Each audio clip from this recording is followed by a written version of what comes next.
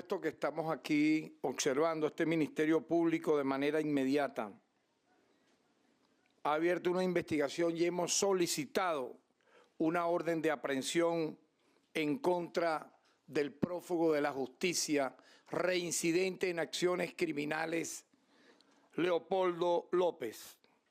Y al mismo tiempo estamos tramitando una solicitud de alerta roja ante Interpol por los delitos de instigación o instigar a acciones armadas contra la República. Eso está previsto en el artículo 12 de la Ley Orgánica Simón Bolívar. El fiscal general Tarek William Saab indicó que el antichavista se sumó al llamado hecho el sábado por el expresidente colombiano Álvaro Uribe de una intervención internacional en Venezuela avalada por Naciones Unidas para sacar del poder a Nicolás Maduro, quien juró como mandatario para un tercer sexenio pese a las denuncias de fraude electoral.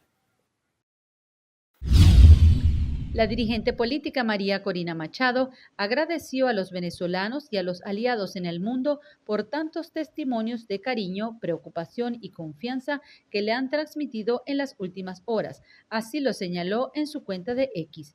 Aseguró sentirse orgullosa de ser venezolana y de la actual generación decidida, a su juicio, a lograr la inmensa tarea de liberar a Venezuela. En ese sentido, reconoció a quienes han entregado su vida y arriesgado la libertad en apoyo a esa causa. Además, afirmó que lo que han logrado construir frente a la barbarie de la tiranía es extraordinario y advirtió que nada ni nadie los detendrá hasta lograr el objetivo. Machado aseguró que Maduro y su tiranía están completamente aislados, por lo que solo le queda amenazar y mentir, y subrayó que avanzarán hasta cumplir el mandato popular. Por su parte, Edmundo González Urrutia respaldó el mensaje de Machado en su cuenta de X, donde aseguró que el pueblo entiende la lucha y por eso triunfaron el 28 de julio. Para la consultora política Carmen Beatriz Fernández, Nicolás Maduro tuvo la oportunidad de negociar su salida y no lo hizo. Maduro despreció una oportunidad de negociación y se acercó más al abismo. Es parte de la conducta o el patrón de conducta que ha tenido Maduro en otras ocasiones, donde siempre privilegia un día más en el poder sin importar lo dramáticas y lo terribles que puedan ser para él mismo y para el país las condiciones de ese poder. Parte de lo que va a pasar es claramente el aislamiento internacional que se empezó a ver ya en el propio acto de la juramentación, que fue un acto de gran soledad, donde los únicos dos mandatarios presentes eran Díaz-Canel y Daniel Ortega, ¿no?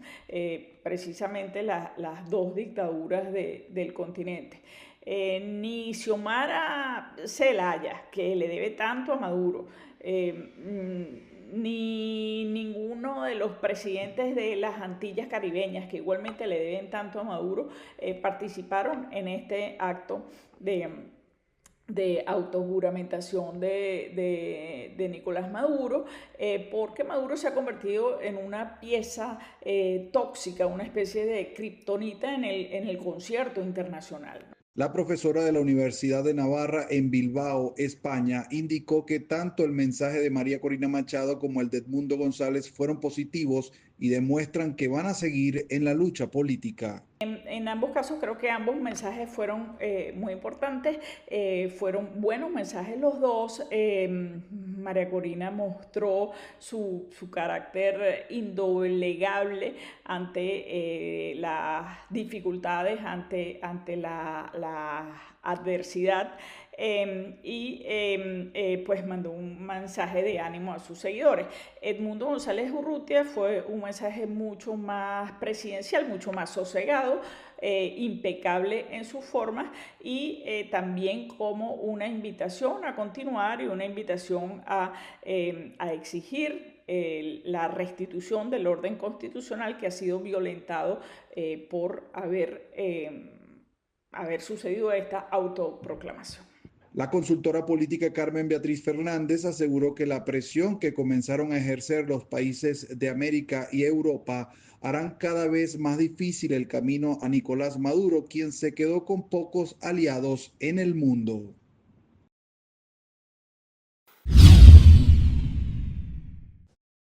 Iván Gil informó que la representación diplomática será reducida a solo 3 miembros de Países Bajos, Francia e Italia por la presunta conducta hostil en apoyo a grupos extremistas y su intromisión en asuntos internos. Por medio de un comunicado en la red social Instagram, Iván Gil indicó que esta acción deberá cumplirse en un plazo de 48 horas.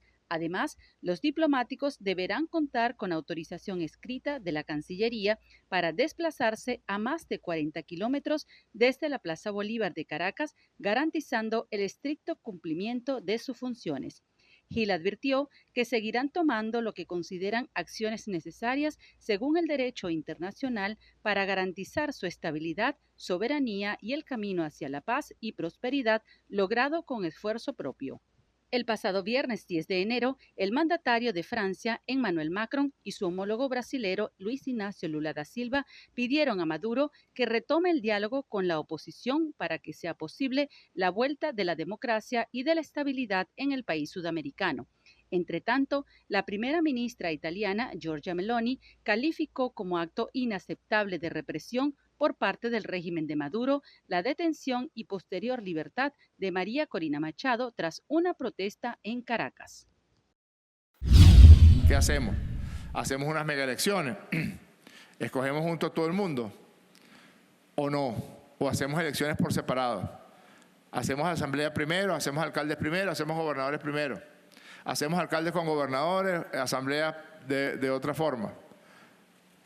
Tenemos que definirlo, porque además no nos va a alcanzar el año, porque el Consejo Nacional Electoral necesita también de algunos periodos para el proceso de organizar los eventos electorales. Lo que surja, lo que termine trabajándose o lo que sea la conclusión de estas reuniones de trabajo, que yo propongo que nos declaremos en sesión permanente porque no hay tiempo. Este año tenemos que hacer todas esas elecciones que están así establecidas. Lo que surja de aquí será la propuesta que la Comisión Especial para el Diálogo de la Asamblea Nacional lleve ante el Consejo Nacional Electoral. Rodríguez sostuvo que 37 de los 38 partidos reconocidos por el Consejo Nacional Electoral y que participaron el 28 de julio acudieron a la reunión para definir el calendario electoral del año. Ha sido una asistencia no solamente muy concurrida, sino casi completa de todos los partidos políticos del amplio espectro que conforman el panorama electoral de Venezuela. Entre las elecciones que se deberían hacer en 2025, según Rodríguez, están los comicios para elegir alcaldes, gobernadores y parlamentarios.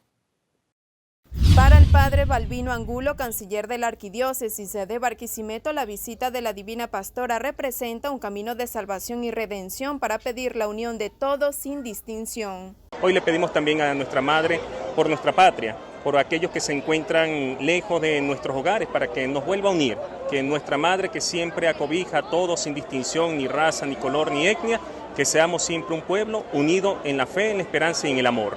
Los feligreses provenientes de distintas partes del país agradecieron por cada milagro concedido. 14 años pagando esta promesa.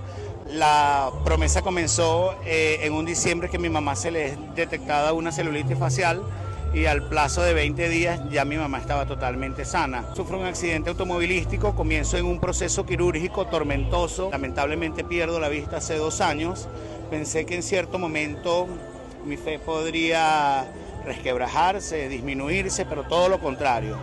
Sigo creyendo en mi Divina Pastora. Vengo de Ciudad Bolívar. Yo le pido a la Divina Pastora el amor, la paz, la felicidad, la prosperidad, la fe, la alegría, los éxitos y los triunfos. Y que Dios nos conceda esas bendiciones, tanto para los feligreses, tanto para Venezuela y para la familia y para el mundo entero. La Virgen permanecerá desde este 14 hasta el 17 de enero en la Catedral de Barquisimeto. Luego iniciará un recorrido por todas las parroquias, a donde los fieles elevarán sus oraciones.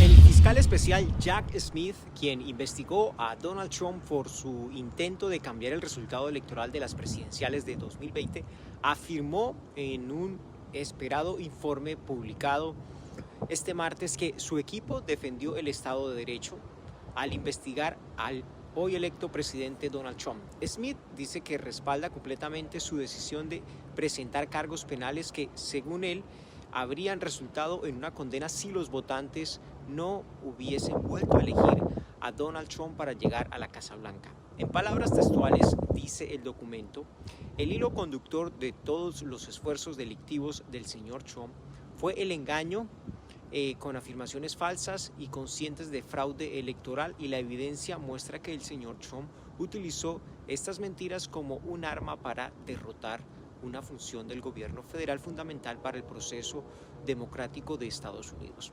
Por supuesto, el presidente electo Donald Trump respondió con una publicación en su plataforma Truth Social en la que aseveró que era totalmente inocente y describió a Smith como un fiscal inepto que no pudo llevar su caso a juicio antes de la elección. Eso fue lo que dijo puntualmente y aseguró que los votantes ya hablaron. Trump fue acusado en agosto de 2023 de buscar anular la elección de 2020 en la que salió victorioso Joe Biden, pero el caso se retrasó por apelaciones y al final quedó significativamente debilitado por una decisión de la Corte Suprema de su mayoría conservadora, que sostuvo por primera vez que los expresidentes gozan de una amplia inmunidad frente a la persecución penal por actos oficiales. Desde la ciudad de Washington, soy Jaime Moreno de La Voz de América para BPI TV. Según el último balance publicado por la ONG Foro Penal Venezolano, en 13 días del mes de enero han encarcelado por razones políticas a 83 personas en Venezuela. Se trata de una escalada vertiginosa, 7 detenciones por día, siguiendo un patrón de arrestos contra la disidencia que adversa a quienes gobiernan. Ha sido directamente contra quienes, contra líderes políticos, contra movilizadores sociales, contra líderes regionales o locales que tienen, o en el momento en el que estaban en libertad, tenían la capacidad de movilizar gente a la calle, ¿no? Entonces pareciera ser que se trata esto de una estrategia del poder de alguna manera dejar acéfala la posibilidad de que existan personas en diferentes regiones del país que convoquen a la ciudadanía a protestar a las calles. Se ha mantenido siempre así. En Venezuela siempre ha habido, en cuanto a los arrestos arbitrarios y las detenciones arbitrarias por motivos políticos, por supuesto con diferentes finalidades, pero básicamente dos tipos de detenciones: las que son masivas,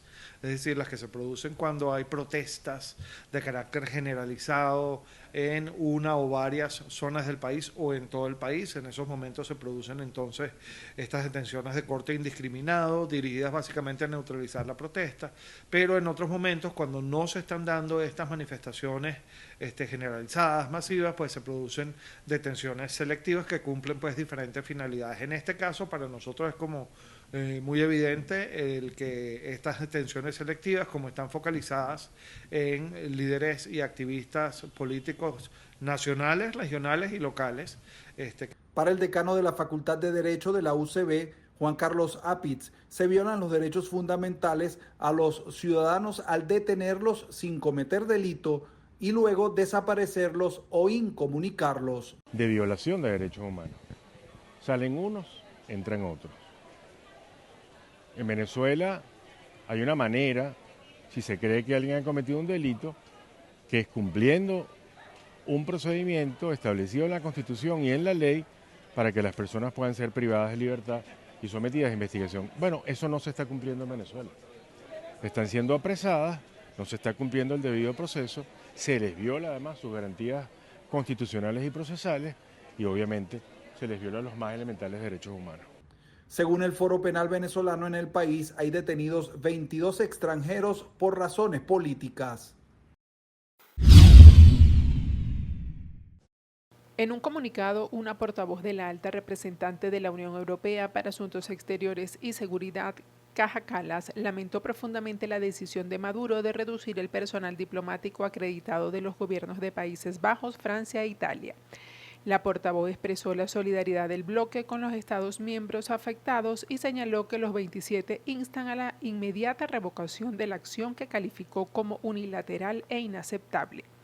Kallas resaltó que dicha acción solo sirve para profundizar el aislamiento internacional de Venezuela y socavar las relaciones bilaterales con la Unión Europea y los Estados miembros.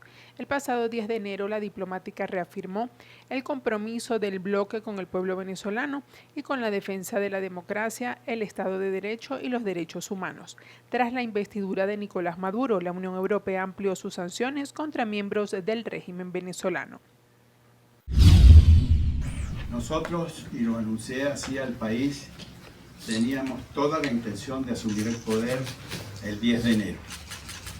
Pero por diversas razones que no vale la pena entrar en consideración, lo estamos dejando para cuando la oportunidad nos los permita y nos los haga hacer valer la expresión de 8 millones de venezolanos que votaron por nosotros en las elecciones del pasado 28 de julio.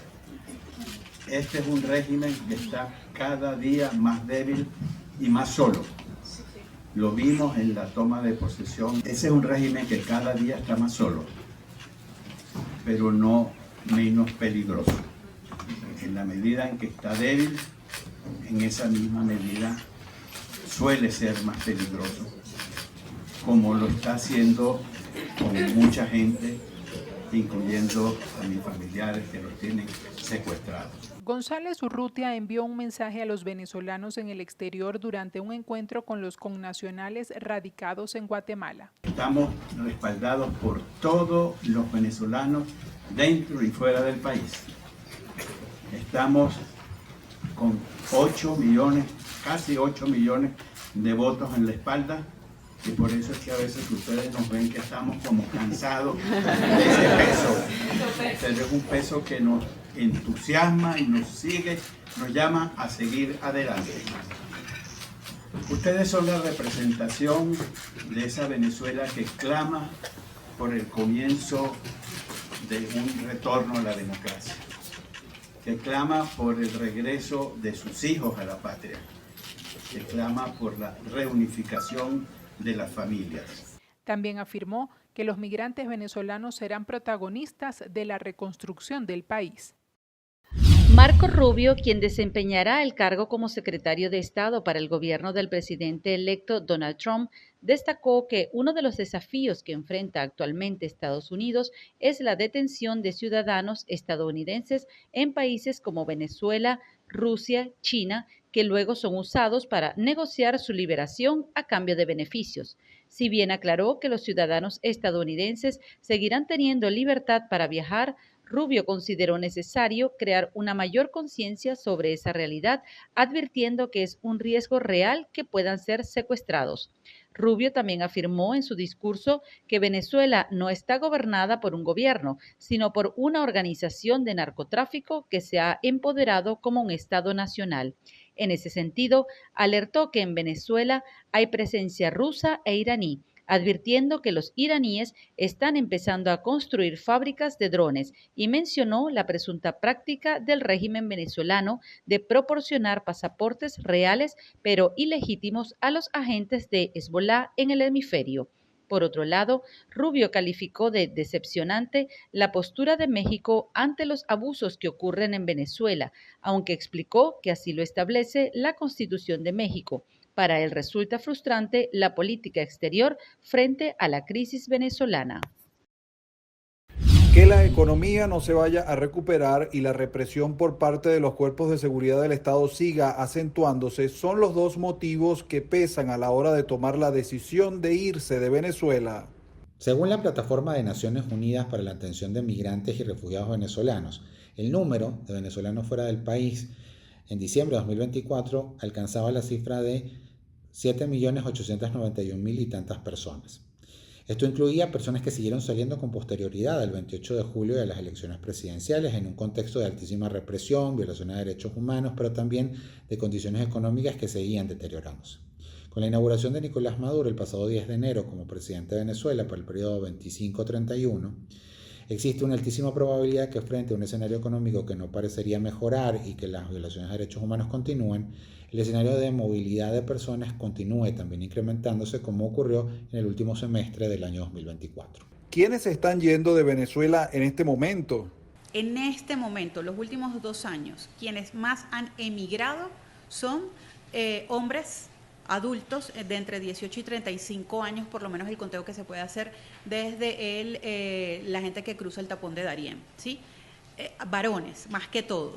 Sin embargo, ahora mismo la población que va a emigrar va a ser mixta. ¿Por qué? Porque hay varios factores que encabezan la decisión migratoria. Hay mujeres solas en Venezuela porque ya los varones avanzaron, o el hombre de cabeza de familia ya se fue, no regresó, se divorciaron o eran mujeres solas que ahora van a emprender la tarea de emigrar. La movilidad en Latinoamérica para los venezolanos es complicada. Que ahora mismo Latinoamérica y Centroamérica ha flanqueado todas sus fronteras con visas de turista o la solicitud de visas de turista. Yo no puedo entrar a ningún país, repito, a excepción de Colombia y Argentina, si yo no tengo una visa de turista. La gente por desconocimiento prefiere cruzar el tapón de Darién, pero no tramitar, por ejemplo, una visa de turista que puede costar 60, 80, $100, el valor de los aranceles consulares, porque infieren que es muy costoso o muy engorroso. Normalmente los trámites para las visas de turista, el requerimiento del Estado es simplísimo.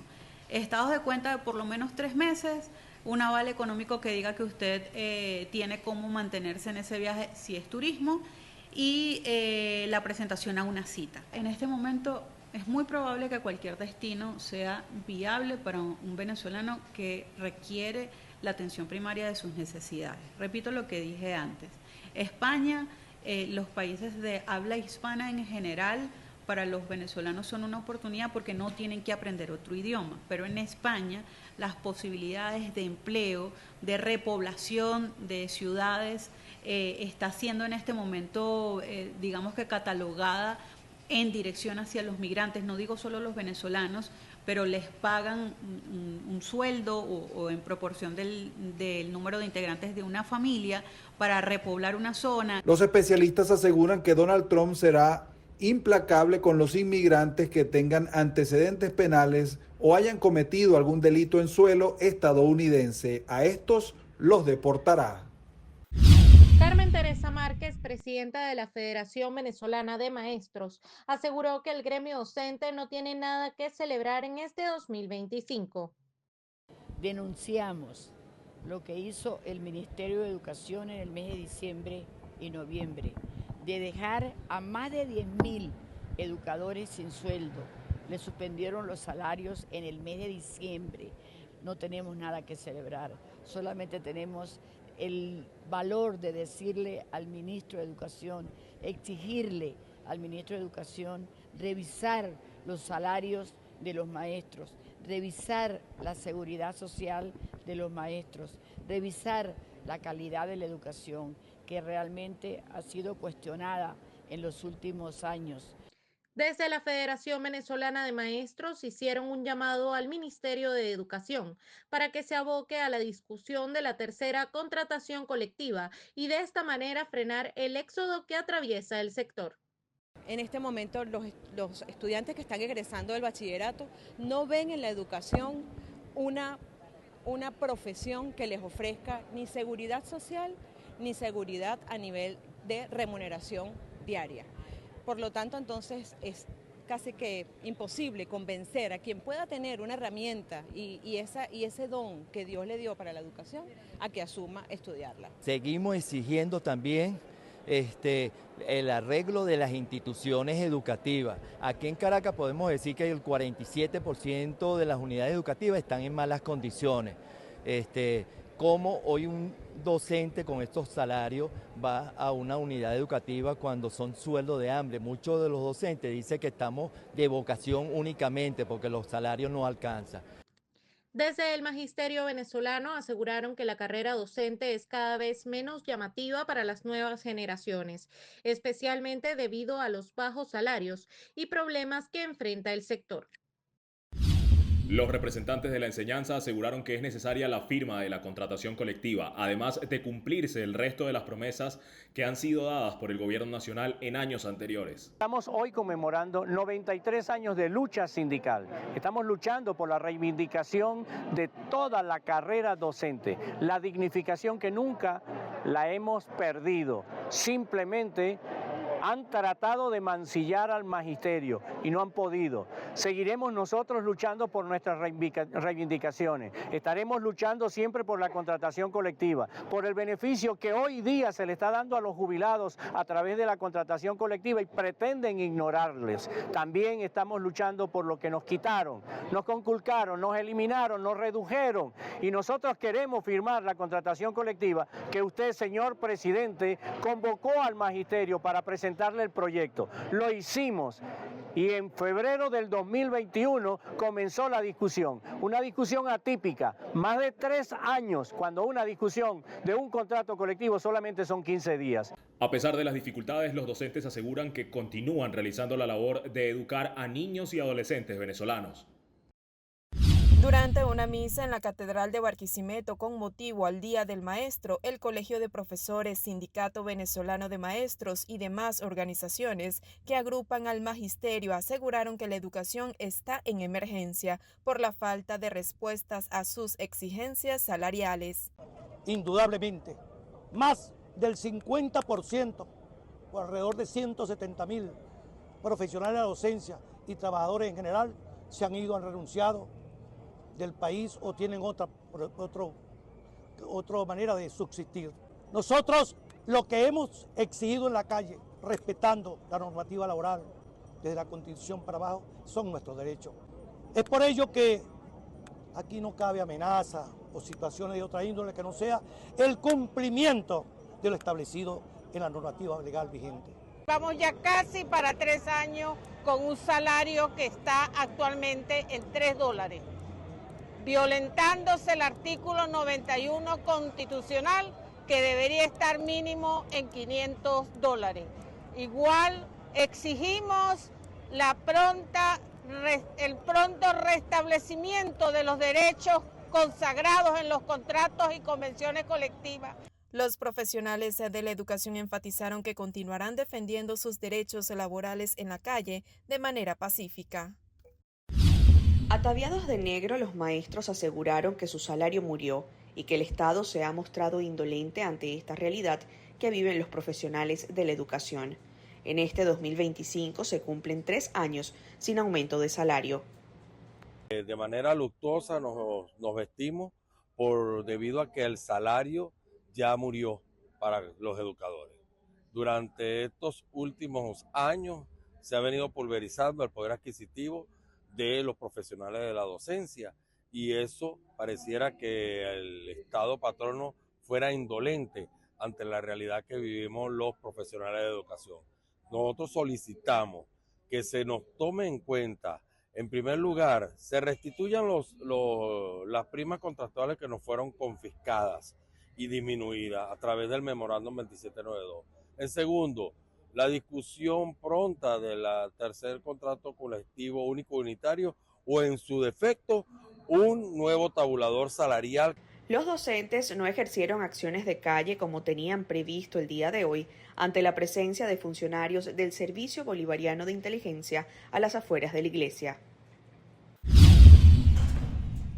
Acuerdo de una tregua en Gaza. Israel y Hamás lograron el miércoles un acuerdo para un alto el fuego en Gaza y una liberación de rehenes en manos del movimiento islamista palestino, según anunció a la AFP una fuente cercana a las negociaciones indirectas que tuvieron lugar en Doha. A pocos días del regreso del republicano Donald Trump a la Casa Blanca, las conversaciones indirectas se intensificaron para lograr una tregua que incluya la liberación de los rehenes que permanecen en el territorio palestino desde el ataque de Hamás contra el territorio israelí el 7 de octubre de 2023 que desencadenó la guerra. Los presidentes de Estados Unidos, Joe Biden, y de Egipto, Abdel Fattah al-Sisi, pidieron el martes a todas las partes mostrar la flexibilidad necesaria para lograrlo. Según dos fuentes próximas a Hamás, en la primera fase del acuerdo de alto el fuego se deberían liberar a 33 rehenes a cambio de 1 millar de palestinos detenidos por Israel. Serían liberados por grupos, empezando por los niños y las mujeres. Según la prensa israelí, Israel podría mantener una zona de contención extensión de norte a sur de la Franja de Gaza durante la primera fase de la tregua. La segunda fase del pacto implicaría la liberación de los últimos rehenes, soldados varones, hombres en edad militar y los cuerpos de los rehenes asesinados, según el periódico Times of Israel. El secretario de Estado norteamericano, Antony Blinken, propuso el martes enviar una fuerza internacional de seguridad a Gaza y colocar al territorio bajo responsabilidad de la ONU. Para el primer ministro palestino, Mohamed Mustafa, la comunidad internacional tendrá que seguir manteniendo la presión para que Israel acepte la creación de un Estado palestino después de una tregua. Desde que empezó la guerra, solo se ha instaurado una tregua de una semana a finales de noviembre de 2023.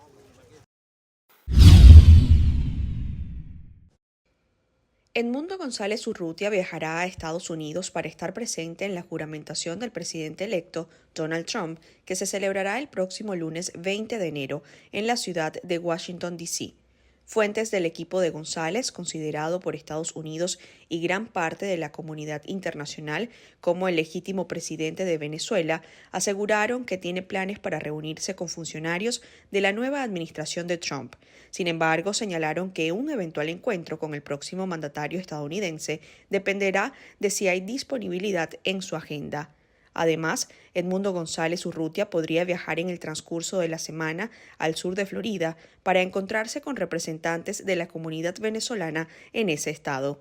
Antes de su llegada por segunda vez a Estados Unidos, González Urrutia realizó una gira por América que incluyó Argentina, Uruguay, Panamá, República Dominicana, Guatemala y Costa Rica.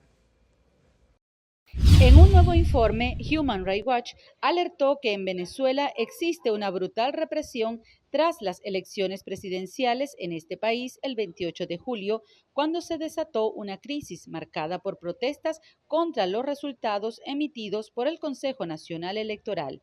De acuerdo con la organización, a pesar de las irregularidades y las violaciones de los derechos humanos, Venezuela votó de forma masiva en los comicios. Asimismo, destacó que el Poder Electoral no ha publicado las actas de escrutinio de los distritos electorales, ni ha realizado las auditorías o los procesos de verificación ciudadana requeridos por la ley. Tras el anuncio de los resultados, miles de manifestantes salieron a las calles en protestas mayoritariamente pacíficas para exigir un recuento justo de los votos. La gente, incluso en zonas de bajos ingresos que tradicionalmente apoyan al chavismo, protestó en gran número. Human Rights Watch afirmó haber recibido informes creíbles sobre 23 asesinatos de manifestantes y transeúntes e identificado evidencia que vincula a las fuerzas de seguridad y a los grupos armados progubernamentales conocidos como colectivos. También advirtió que cientos de personas fueron acusadas de delitos que a veces tienen definiciones muy generales y que conllevan duras penas como incitación al odio, resistencia a la autoridad y terrorismo.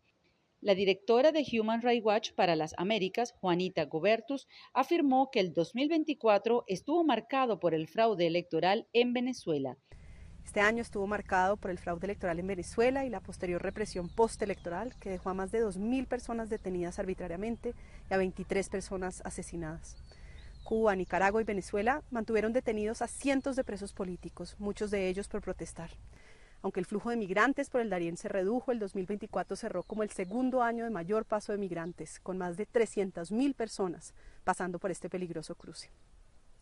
Al mismo tiempo, los ataques a la sociedad civil continuaron, llegando a 5.600 ONG cerradas en Nicaragua y con leyes anti-ONG aprobadas en Venezuela y Paraguay y en proceso de aprobación en Perú.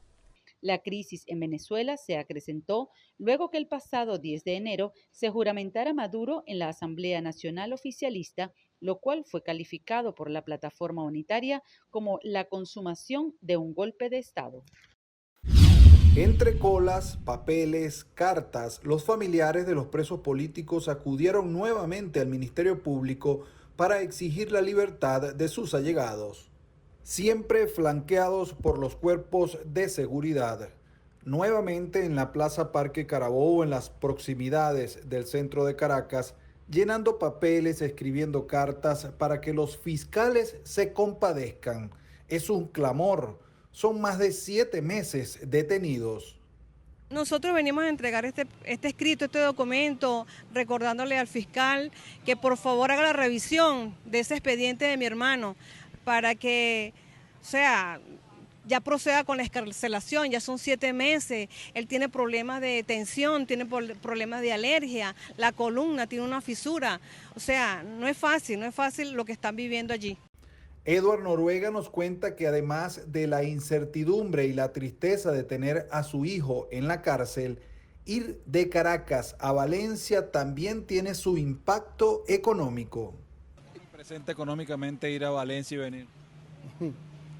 Eso tiene, como decir, unos $30 más o menos para ir y venir y cubrir el gasto.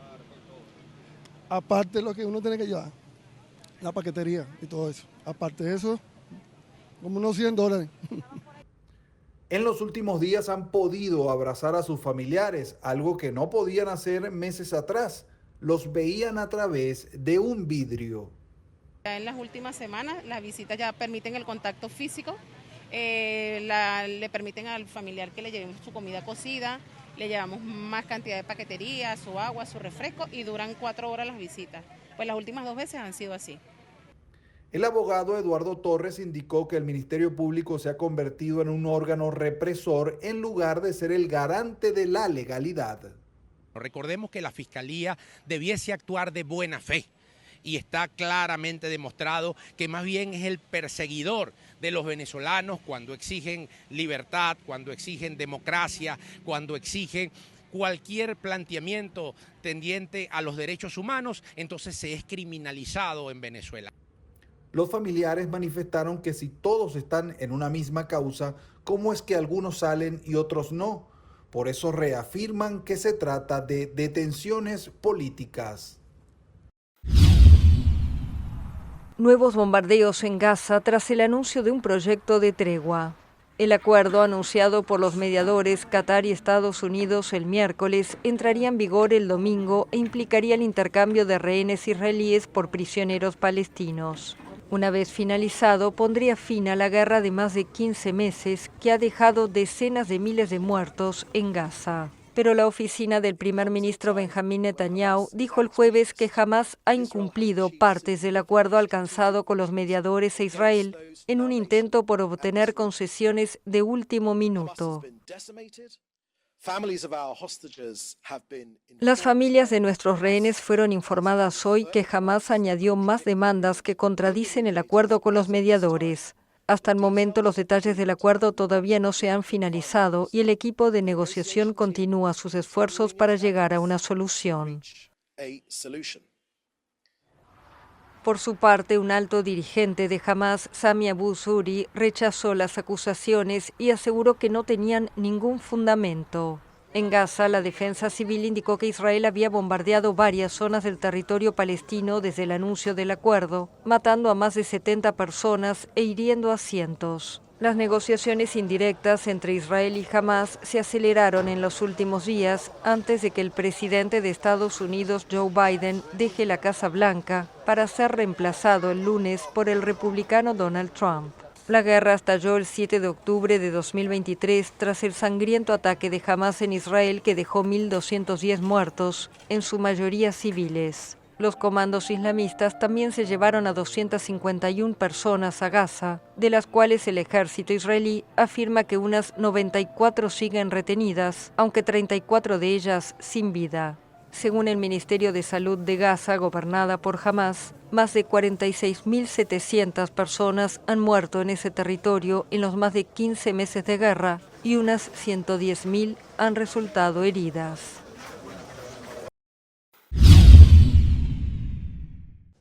El presidente de la Asamblea Nacional Madurista, Jorge Rodríguez, afirmó que según lo establecido en la Ley de Procesos Electorales, los candidatos a las elecciones deben cumplir con los requisitos establecidos en la Constitución y las leyes, incluyendo las nuevas normas Simón Bolívar y ley que regula ONGs en Venezuela.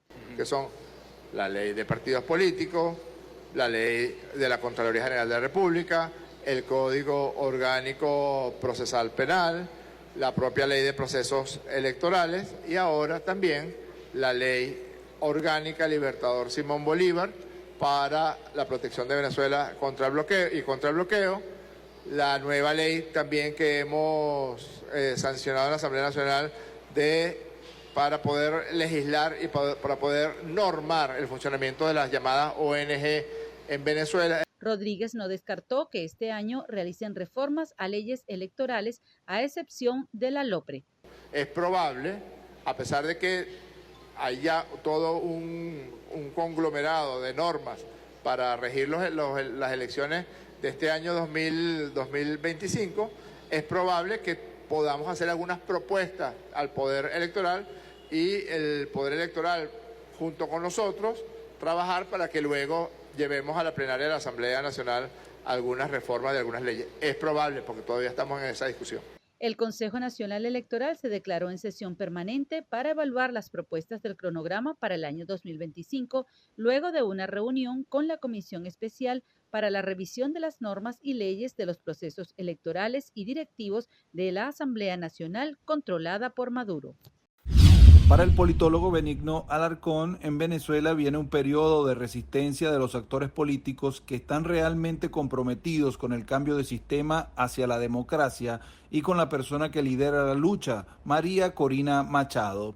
Aseguró que los venezolanos no van a pasar la página del 28 de julio y no saldrán a votar si no se resuelve ese capítulo. Creo que la hipótesis de que algunos lanzan de que ya todo terminó, yo creo que no terminó. Y lo digo básicamente porque 25, 26 años de resiliencia dicen mucho.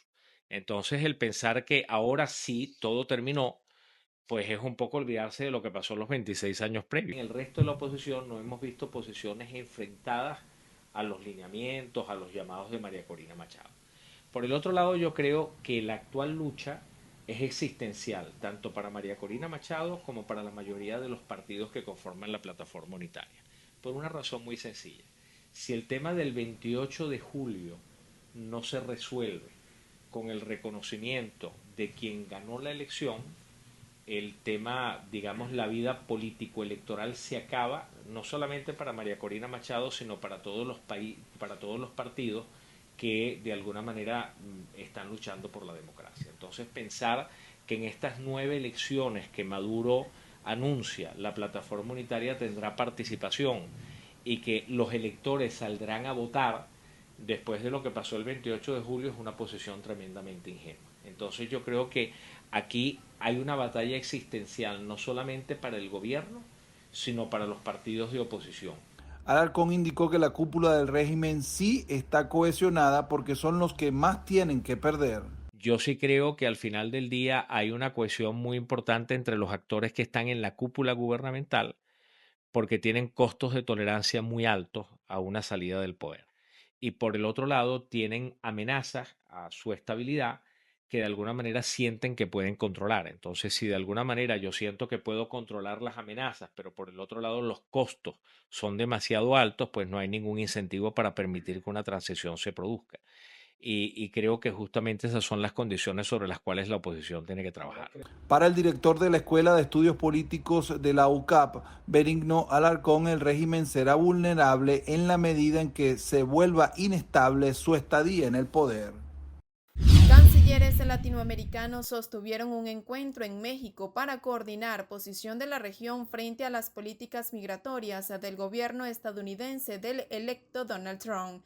En la reunión sobre movilidad humana en la ruta norte del continente participó Iván Gil, canciller de Nicolás Maduro, quien aseguró que pese a las medidas coercitivas unilaterales, la economía venezolana sigue creciendo y llamó a los venezolanos en el exterior a regresar al país. Por su parte, el canciller mexicano Juan Ramón de la Fuente aseguró que los migrantes no están solos al subrayar los esfuerzos para darles apoyo. Entre tanto, el canciller de Colombia, Luis Gilberto Murillo, abogó por el diálogo con Estados Unidos. El diálogo con los Estados Unidos va a ser un diálogo central debido a que, debemos decirlo aquí de manera muy directa, tenemos visiones totalmente contrarias en el sentido de garantizar la dignidad de las personas y nos llegan a ruidos que nos generan preocupación. De allí que el diálogo en una agenda común de América Latina y el Caribe con los Estados Unidos y con Canadá va a ser central para que realmente garanticemos que los principios de la migración humana y solidaria se mantienen y que podemos garantizar que las personas, independientemente de su origen nacional, cuentan con las condiciones de protección de sus derechos humanos y su dignidad. En la reunión también participaron los cancilleres de Honduras, Cuba, Guatemala y Haití. El presidente electo de Estados Unidos, Donald Trump, anunció que su discurso inaugural y las ceremonias relacionadas con su toma de posesión, programadas para el lunes 20 de enero, se realizarán en la rotonda del Capitolio debido a la histórica ola de frío que afecta a Washington, D.C. En un mensaje publicado en la red Truth Social, Trump explicó que esta decisión busca proteger tanto a los asistentes como al personal de seguridad de las severas condiciones climáticas. El cambio de planes implica que el discurso inaugural, junto con oraciones y otras intervenciones, se llevará a cabo en un espacio cerrado, similar a lo hecho por Ronald Reagan en 1985, bajo circunstancias parecidas. Trump invitó a quienes planean asistir a mantenerse abrigados y aseguró que la ceremonia será una experiencia muy hermosa para todos y especialmente para la gran audiencia televisiva.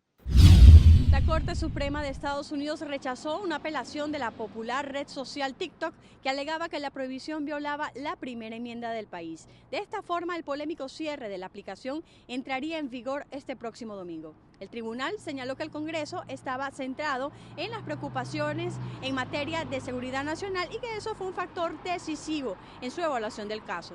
El tribunal puntualmente escribió que el Congreso ha determinado que la desinversión es necesaria ante sus bien fundamentadas preocupaciones de seguridad nacional con respecto a las prácticas de recopilación de datos de TikTok y su relación con un adversario extranjero. Sin embargo, el presidente electo Donald Trump, al ser consultado por la cadena de noticias CNN, luego que se conociera la decisión del tribunal, cuando se le preguntó si tomaría medidas para intentar revertir la prohibición pendiente, señaló que él sería quien tome la decisión. Agregó que el Congreso le dio ese poder y que él tomará la decisión, esto sin explicar cómo lo haría.